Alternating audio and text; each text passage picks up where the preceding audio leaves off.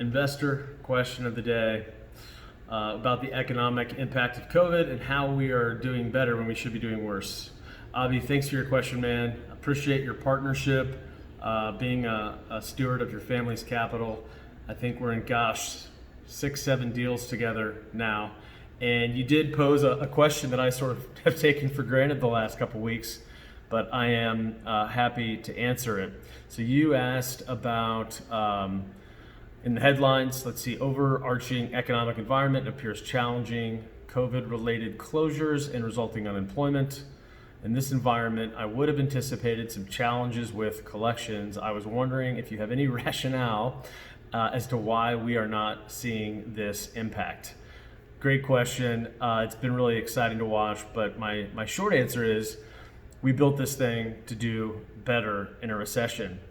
And so expanding on that, what we're seeing in our niche, which is this $1,000, $1,200 a month for rent space in the Midwest, is we're seeing more demand with a fixed amount of supply in our markets that we're in.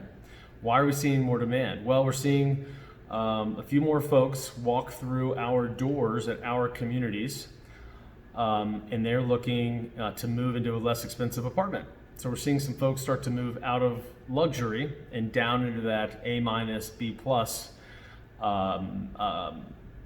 tranche of rent, which can be a delta or a difference, a change of $600-$700 a month for somebody's budget, because we are buying newer, nicer A-, B+ properties, but there's still a big margin when you look at brand new product as far as what the rent costs. So we're seeing some more demand there, and we're also seeing more demand from folks that have decided not to purchase a home this year and are waiting. Both those cohorts or those groups of potential residents have great credit. They still have remote jobs, essential jobs. They still have income coming in, like the vast majority of the economy.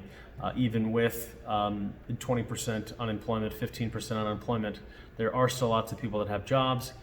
And really, the markets we're in are helping that. The Midwest never boomed, but it didn't bust either. In fact, Indianapolis has grown in rental growth 2.9% average per year in the last 35 years. So amazing stat. It's the tortoise versus the hare approach. And that average of 2.9%, we happen to think here at BAM that we're better than average and that we can find deals that will also perform better than average. So you have this mix of these markets where there's a fixed amount of supply in our price range. There's a growing population. There's diverse economy, diverse jobs. People want to be there. They want to be in those school districts. And that is helping us perform a little bit better than before COVID hit.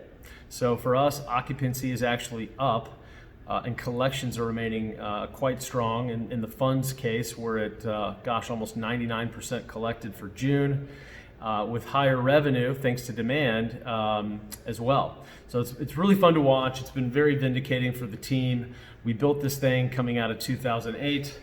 The greatest gift of my career in real estate was having a front row seat to a large crash early on. Humbling experience for a real estate cowboy, but forever altered my DNA and how we construct our investment thesis. And it's fun. It's not only a thesis or a theory anymore. We're getting to see it perform in action in this correction and doing better when things break than when things are going well. That's all, Avi. Again, thank you for the question. Really appreciate you being part of the BAM fam, and honored to be a steward of your capital. Thank you for the question. Shoot me questions anytime. Thanks for letting me do this over a video. I suspect there's a few more investors or would-be investors that have the same question. Happy Tuesday, man.